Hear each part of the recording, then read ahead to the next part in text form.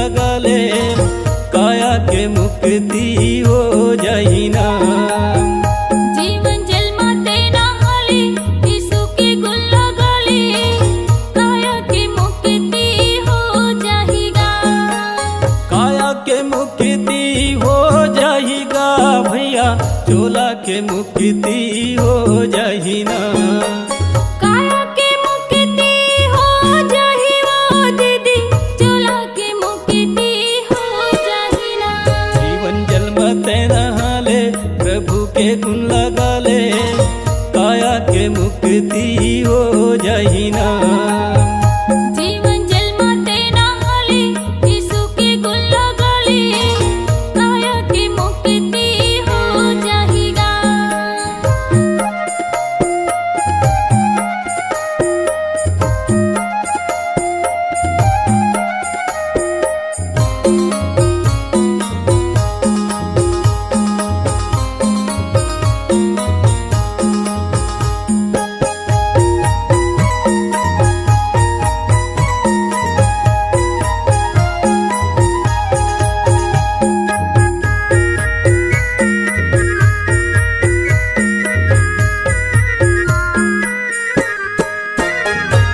कैसे माटी की लोंदा लेके मानुष तन बनाए, मानुष तन बनाए।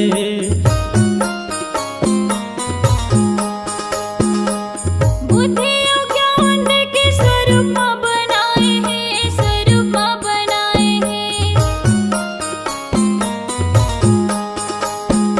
कैसे माटी की लोंदा लेके मानुष तन बनाए, मानुष तन बनाए।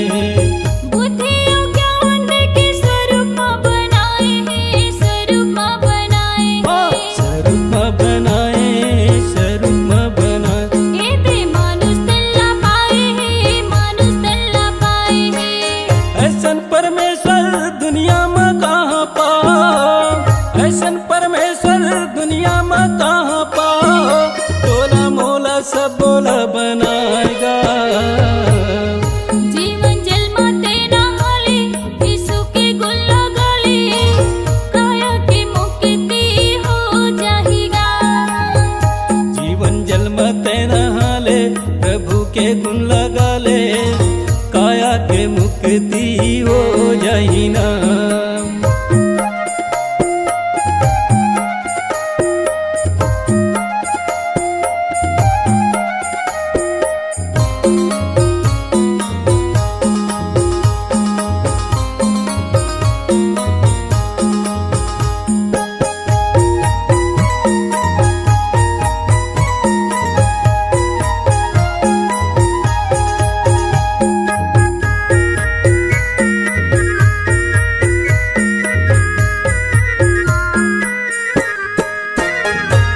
कतिक नींद में सोए हवा, अब तो जाग जाओ, अब तो जाग जाओ।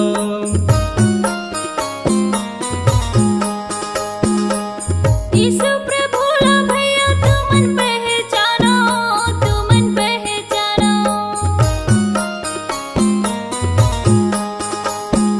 कतिक नींद में सोए हवा, अब तो जाग जाओ, अब तो जाग जाओ।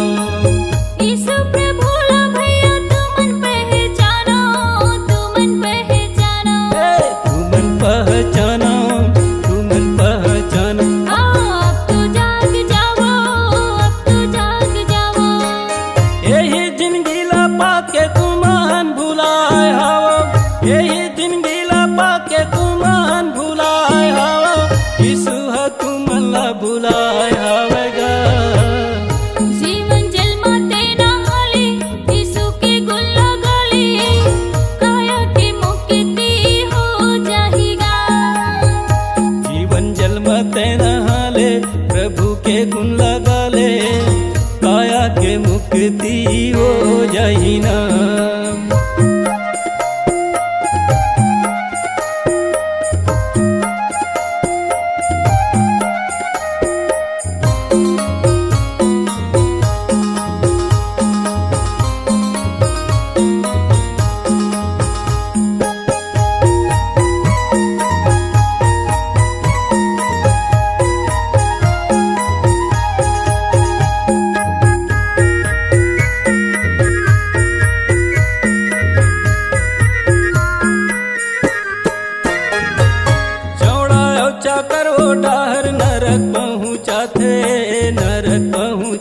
साथे।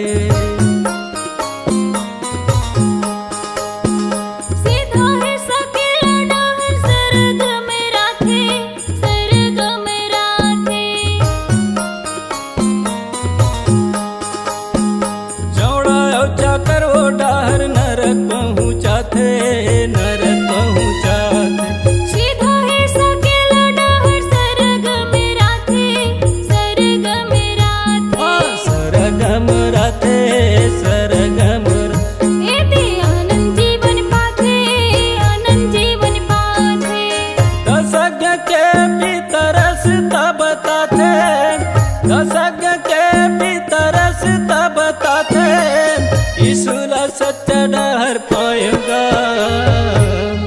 जीवन जल माते नहाले, यीशु के गुण लगाले, काया के मुक्ति हो जाएगा। जीवन जल मत नहाले, प्रभु के गुण लगा ले, काया के मुक्ति हो जाई ना। काया के मुक्ति हो जाही वो दीदी, चोला के मुक्ति हो जाही ना। काया के मुक्ति हो जाएगा भैया, चोला के मुक्ति हो जाई ना। जीवन जल माते नहाले, यीशु के गुण लगाले, काया के मुक्ति हो जाएगा।